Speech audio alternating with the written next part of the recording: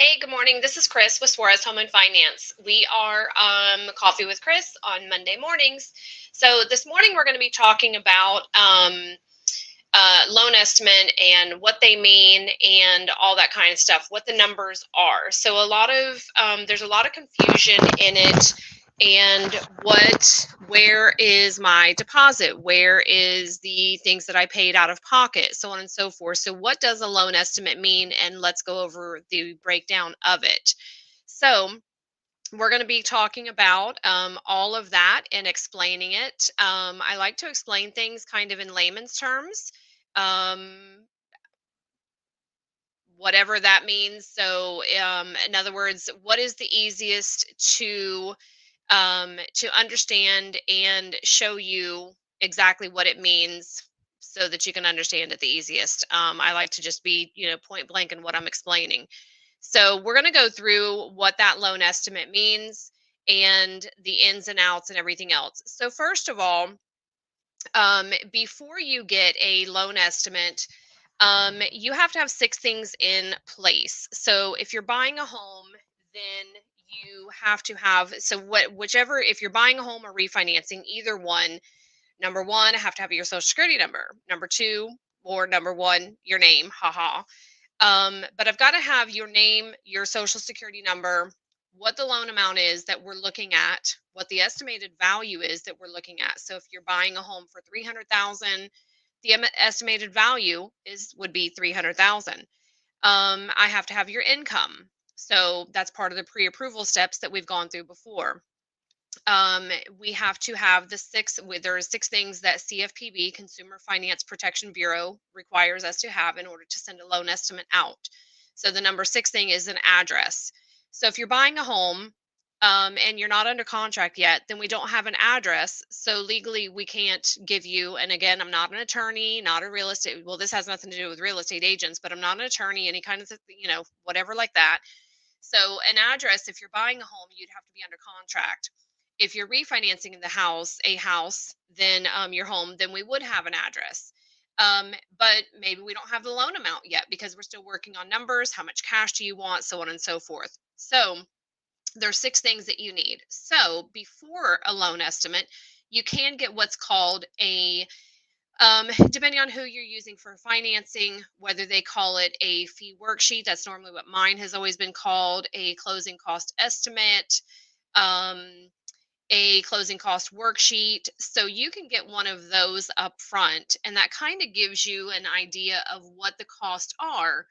But in a case of buying a home, those numbers may not always be accurate because if the house that you're buying, say for instance, if your estimated cost is based on $200 in property taxes, but you find a home that's $300 in property taxes, that's a difference. So it won't be exact. It will be, again, an estimate. The key word is an estimate. um, and you have to take those things into consideration.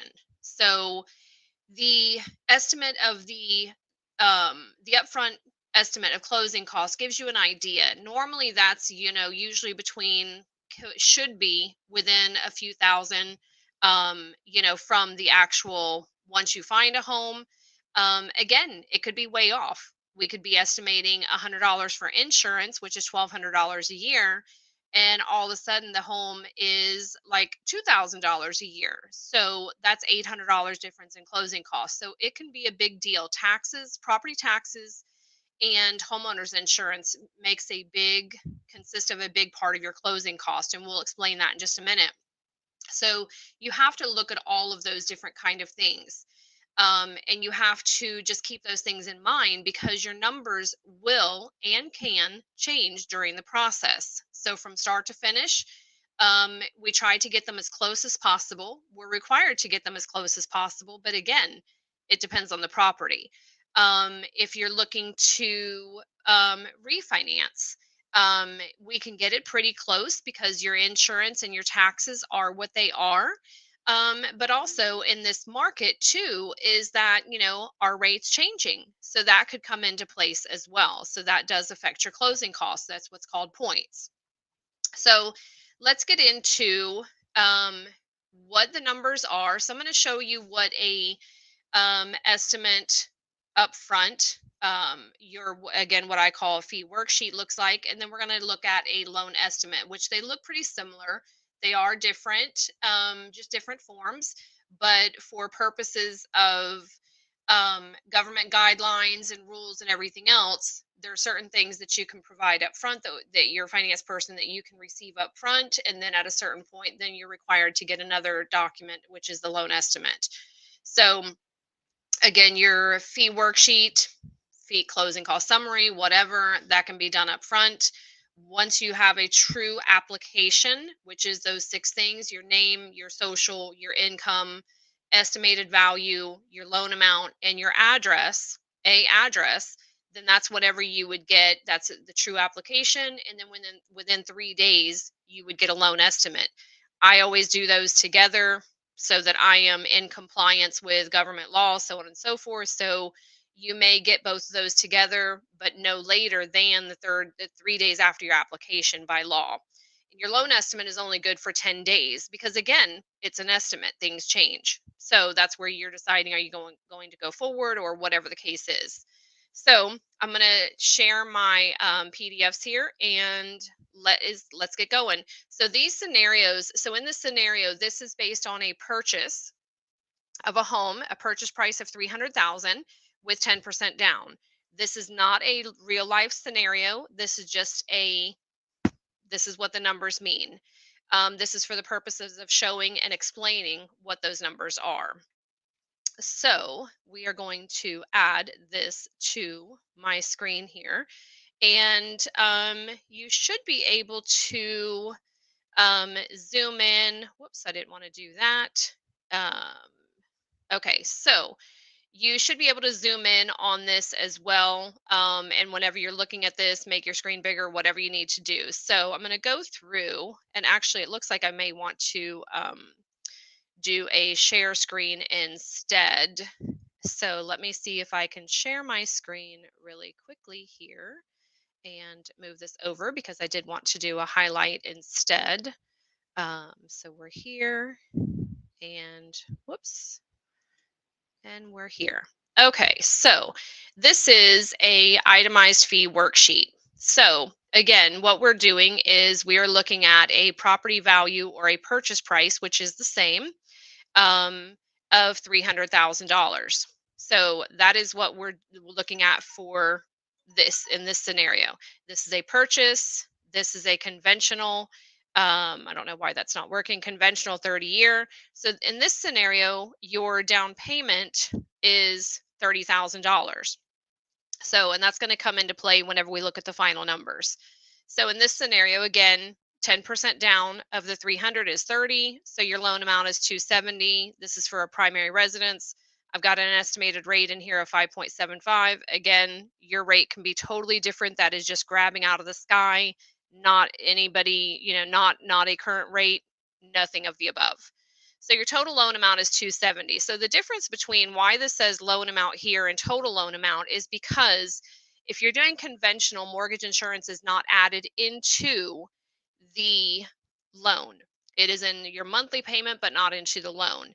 If you're doing USDA, VA, or FHA, you do have a difference between a base loan amount, which is this number here, versus a total loan amount, because you have, whether it's a VA funding fee, a USDA guarantee fee, or the FHA mortgage insurance. So that's where these numbers would be different. In this scenario, this is a detached. So I did add some fees in here for a manufacturer just to show what that would be as well. So this is not necessarily a detached, it is just a home, regardless of whatever. Your APR. So people say, oh, what's my APR? Instead of asking what your interest rate is, people say, oh, what's my APR? But they really don't understand what that means. So your APR, and we'll go through it again a little bit more. Your APR, for lack of better words, the best way that I can describe it is that it is you take your loan amount, which is your total loan amount here, your loan amount plus your closing cost divided by 360 days a year for 30 years. So that is what your APR, which is your annual percentage rate, equals to be. So again, that's not your actual interest rate. So in this scenario, your actual interest rate that you're making payments on is the 5.75. Um, and again, this is your APR. The terms are 360 months, which is a 30-year mortgage. So here you have discount points. So in this scenario, I've got 1 point. And again, this is a fee worksheet. So this is before your loan estimate. So this just gives you the breakdown of the different things that may be coming up. You have your appraisal, you have your credit report, flood certification. So this is saying that we have to check to make sure that the house is not in a flood zone, because if it is, we have to have flood insurance. Tax related service fee. So that is to make sure that your taxes and your insurance are paid on time each year through a third party system, so on and so forth. So that is most of the time included in most loans. Verification of employment. So this is if your employer requires us to go through a third party that charges. So that's what that is. So here, down here, a foundation. So this fee is if you are buying a manufactured home and a engineer certification is required. Again, these amounts are estimated. It is not factual. It is not in your area. It is just numbers to explain what they are. Home inspection fee. So this would be your home inspection, not necessarily, this amount would not include like a 4-point and wind mitigation from what I see. HUD labels. This is for a manufactured. So this is in a cabinet, so to speak. There's a, for lack of better words, a U.S. map that shows the wind, whatever it is, whatever for HUD. So there's that U.S. map that's in the cabinet, and then there's also there's metal. They call them labels. I think they're backwards, but they call them HUD labels, and it's like little metal plates, whatever, that's on the outside of each side of the home. So if it's a double wide manufactured, you have one on each side. So that's required whenever you're buying a manufactured home in most cases. And so if those are missing, there may be a charge to get those. So again, that's a possible manufactured home cost. Pest inspection fee, which is a termite. This is required on VA. So this is going to be required in some instances, but it's something that you probably are going to do anyways. Septic inspection. This is required on some loans, but this is something that we strongly recommend anyways. Again, estimate of cost. Survey. So survey is, we've talked about that before.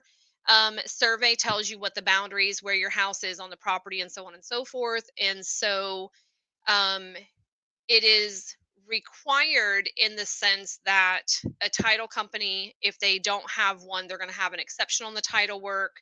As far as your loan is concerned, we cannot accept an exception. So you have to have a survey so that title does not have an exception, and then the loan is good.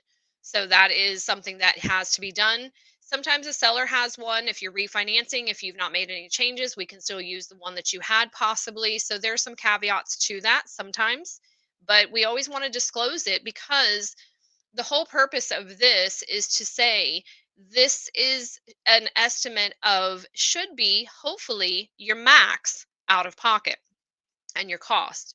So title endorsement fees.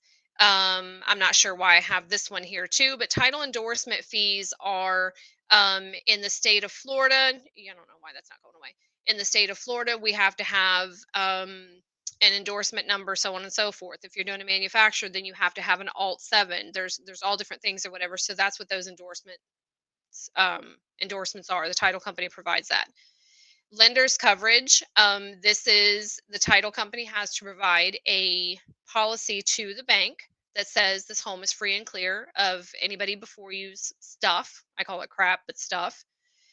Settlement fee. This is their charge for doing the closing. Again, total estimates. These numbers will change. So if you're doing a refi, this is going to be higher because this is based on your mortgage. So this will be higher if you're doing a refi. I have it a little bit lower here because if you're doing a purchase, then there's a bigger charge here, but then there's a credit. So I just kind of net it out to be that. Again, will change, depends on your title company.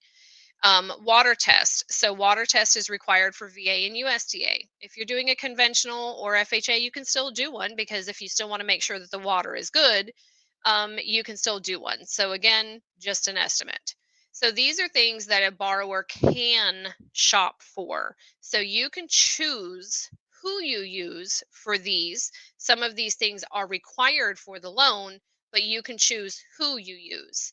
Up here, services borrower cannot shop for, this is who you have to use. So these are dictated, this is not an option, so on and so forth. So this is, that's, it is what it is. But this you can absolutely shop for. So total estimated funds needed to close. So you've got your purchase price, your estimated prepaids, which I skipped over here. So let's go back over to this side. Taxes and other government fees. So what this is recording for the deed. The deed is kind of like the bill of sale, which we've talked about in the past. So it's your bill of sale saying that the seller is giving you the property. It is, you are now the owner. Recording fee for the mortgage. So this is public record. This is not any of your numbers. It is just saying to the world, basically, for lack of better words, there is a lien on this property. In Florida, we have transfer taxes for the mortgage, and we have transfer taxes for the deed, and then we have state taxes for the mortgage. Okay, so on the state taxes for the deed, normally this is paid by a seller.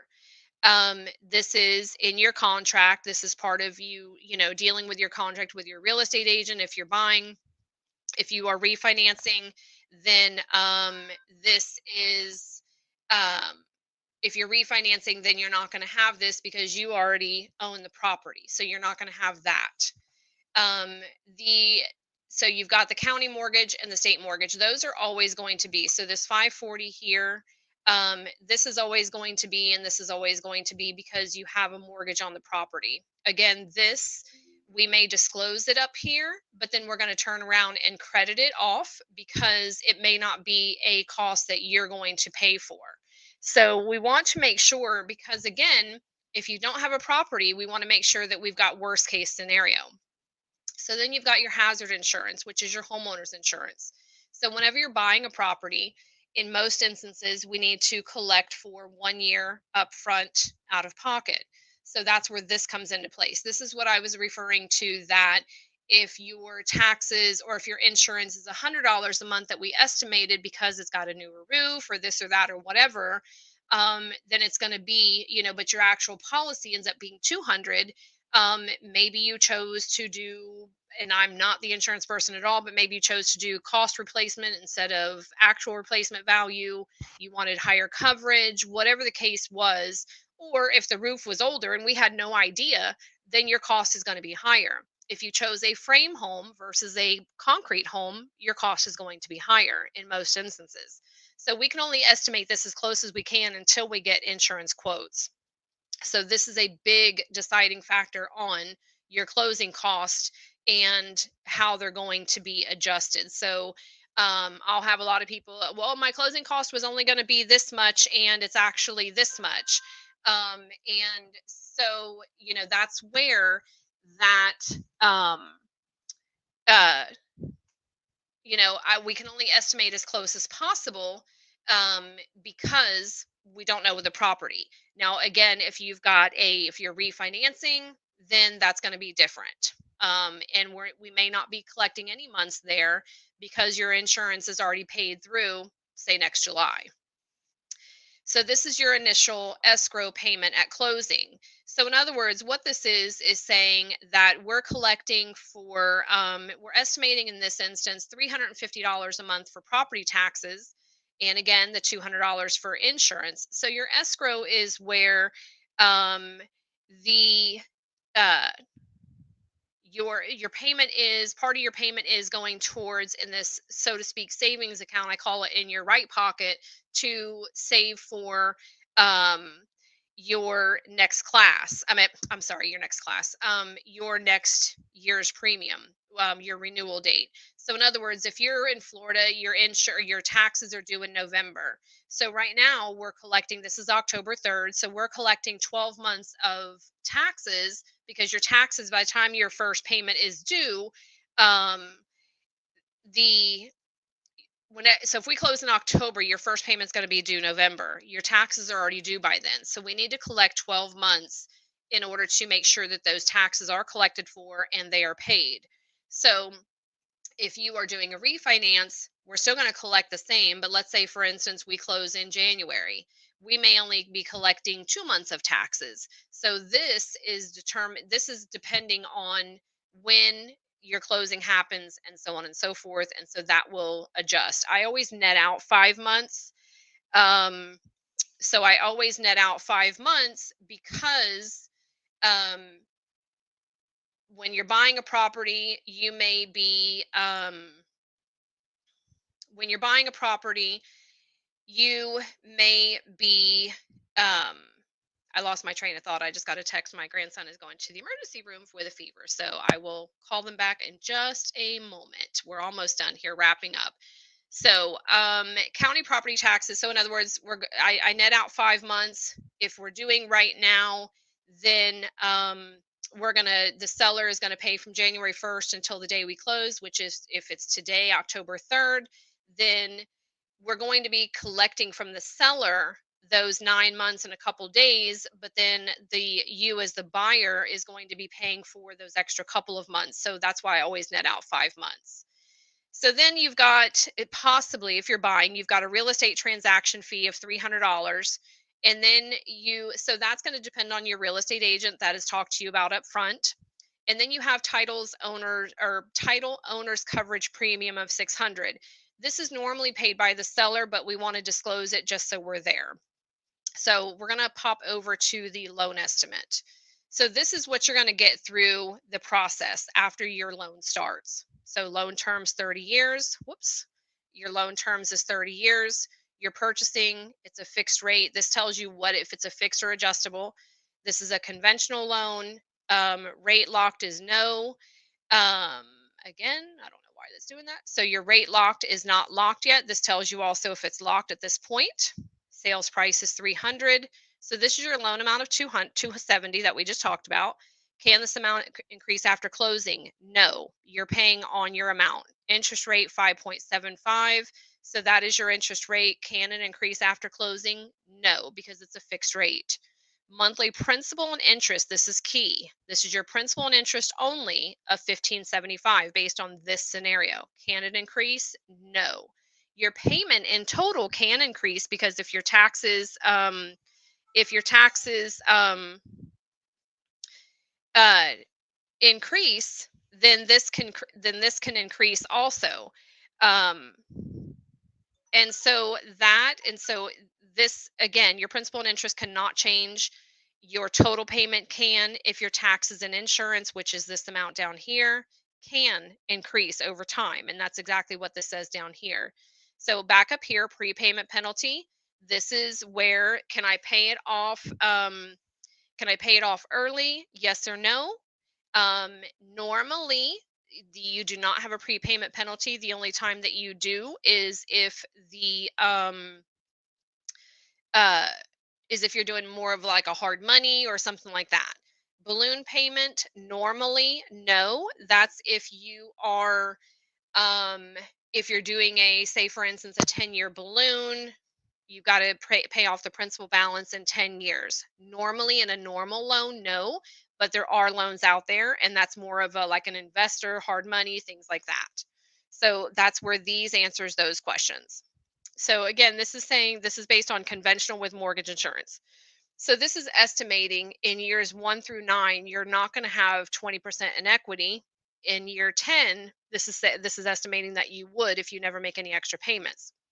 So this is saying principal and interest is 1,575, which is up here. This is saying your mortgage insurance is 101, again, because you're borrowing more than 20%, or you're borrowing less than more than 80%. I'm sorry, my mind is going crazy.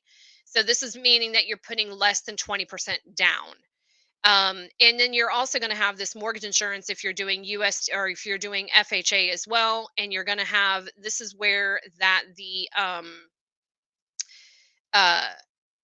the USDA Guarantee fee comes into place, and this is also where the FHA mortgage insurance goes into place. So this is where all of those categories come into place. Estimated escrow, this is again your taxes and insurance. This is again what we're estimating as of now. This is a loan estimate. On your closing disclosure, all of this will be exact. So this is a total estimated monthly payment of 2227.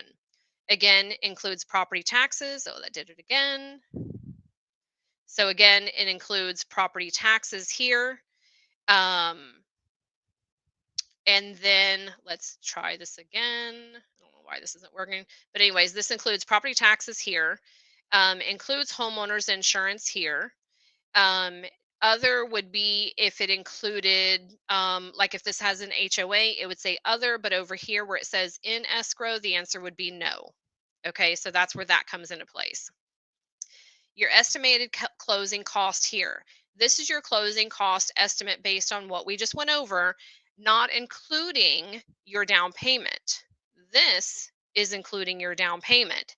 This number up here also does not include anything that you've paid out of pocket, like your escrow deposit, your appraisal, your home inspection, things like that. So just remember that the goal is to reduce this amount. So now we go to the second page, and this is basically what we just went over. So here is your points. Here is services that you cannot shop for, which is all down here. This is services that you can shop for in most instances. Foundation, home inspection, HUD labels. If they're not there, then we go through a third party company. There's really not another option besides out there. And, it's kind of one of those things you can shop for it if you want to, but it's just not worth it. We already have a company that, your finance person would have somebody that they go through. Pest inspection, septic, survey. Title is normally dictated based on your contract. Water testing, some counties you can do it yourself. Sometimes you'll hire somebody to do that. So this number here is a total of all of this left column. Then we come over to here and we've got recording fees and other taxes. So again, this is what we talked about. This is the recording of the deed and the mortgage. Transfer taxes, this also includes the amount that the seller normally pays depending on your contract. Prepaids, this is what we talked about, your escrow account, or I'm sorry, this is paid up front. So we've got 12 months of insurance that we're paying for up front. Interest. So prepaid interest, you're going to pay for. So if we close today on October 3rd, we take 31 days of the month minus 3. So it may be 27 or 28 days that we're collecting for interest here. Now, if we collect for October, your first payment's not until December. So we're going to collect interest for October, no payment November, your first payment is December. That's how that works. Initial escrow payment at closing. Again, this is to start your escrow account to prepare for your renewals of your property taxes this year and your renewals of your homeowner's insurance 1 year from closing. So here is your 2 months again to prepare, and your 5 months. Again, this is just the net on your closing statement. It'll say normally 13 months. Well, it'll say right now, it'll say we're collecting for about 13 months because it's in October, 13 to 14. Again, real estate transaction fee, 300. Again, estimate, title owner's premium, normally paid by the seller, estimate. So now we take all of those from up on this side, and that equals the 92.94 here. Now we take the 92.94 plus the 7,000, and that is what this number is here. Sometimes you'll have what's called a lender's credit here. That's if you don't have points and you've got something to counter that. It just depends. You may have, some of both. Here is your down payment. Now you will see some things here that says seller credits and adjustments and other credits. So as you go through the process, even though you may have paid for some of these things here, it's still going to show here. The law says that we need to still have it here, but it's going to show as a credit here. So if you see a credit here, this is, again, you've already paid for it, but we have to say this total loan estimate is an estimate of your total closing cost. So again, it could be, you're still going to see this until your closing statement, until you're getting ready to close. You're still going to see it here, but you're going to see a credit down here. Your escrow deposit is going to be here. So this is your key. I have a lot of people that call and say, "Well, no, I paid for these things. You need to take it off there, so on and so forth." I can't. I'm sorry, I can't. I have to leave it here. Government tells me that that's what I have to do. But if you look here where the adjustments and other credits are, you will see that it's credited off. So that's the key on that. Um, there is an additional page in my system at the moment. I cannot pull up that additional page, but we're working on it to show what those credits are. I used to be able to, again, for some reason, I can't right now, but if whoever you're working with should be able to give you an additional page to give you that breakdown. So here's your estimated cash to close, which is the 46, which also goes up to here. And again, that includes your down payment of the 30,000. So just remember that that estimated cash to close includes your down payment. If you show a deposit here, your escrow, it already includes taking that out, and it includes, and again, during the process is going to constantly change. So the adjustments and other credits, this is going to change and adjust as you go through the process. Again, the key word is estimate. You always want that to go down. The goal is always for that to go down. Then we've got the third page here. This is saying in 5 years that you'll have paid principal and interest, mortgage insurance, and loan closing costs. So your total payments in and total payments in closing costs would be the 107. This is principal you would have paid off in 5 years. Annual percentage rate, again, your APR, that's where we said take the closing cost plus the loan amount divided by 365 days a year for 30 years. Annual interest percentage, total amount of interest you will pay over the term as a percentage of your loan. So you'll be paying back the 110%. Your goal is to always make extra payments. So let's just look at that real quick and then we're going to wrap up. So here, your principal and interest is $1,575. So if you made, I even just say, it's if you make one payment towards principal, one principal amount towards it, towards your loan per year, it'll take off about 5 to 7 years off your mortgage. In this instance, I always just round it and say, okay, if you pay $1,500 or $1,600 a year, whether it's monthly, whether it's every couple months, whether it's twice a year or once a year, whenever you get income tax, make that extra payment and it will take estimated, depends on what your rate and everything else is, 5 to 7 years off your mortgage. So really, really do that. This also tells you this will all be finalized at closing, will not be assumable. Again, this is just going to depend on the loan type.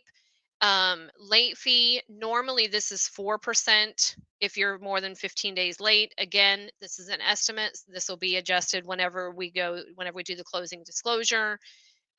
Servicing, this is just saying that I do not service your loan myself. You don't make the payments to me. That's going to depend on your financial person. So that is what a loan estimate is and what it's about. So I hope that this helped you. Please make sure and share it with anybody that's looking to buy or to sell. Let me do my stop screen share and come back over here. So hopefully this will give you, lots of stuff, lots of information, everything else, explain the process a little bit more. I'll be saving this video and sending it to my clients too, so that, whenever we're doing a refinance or you are buying or whatever, again, it just helps to understand the process a little bit more and where and why those numbers are there and why they constantly change. So I hope this gave you tons of stuff. I hope your Monday is great. And we will talk to you next Monday on Coffee with Chris. So hope you have a great week. Hope you, if you're in Florida, we did okay. Hope all of your family did okay if you're in Florida. And actually the other states that it hit, oh my gosh. So hope all is well. We'll see you next week.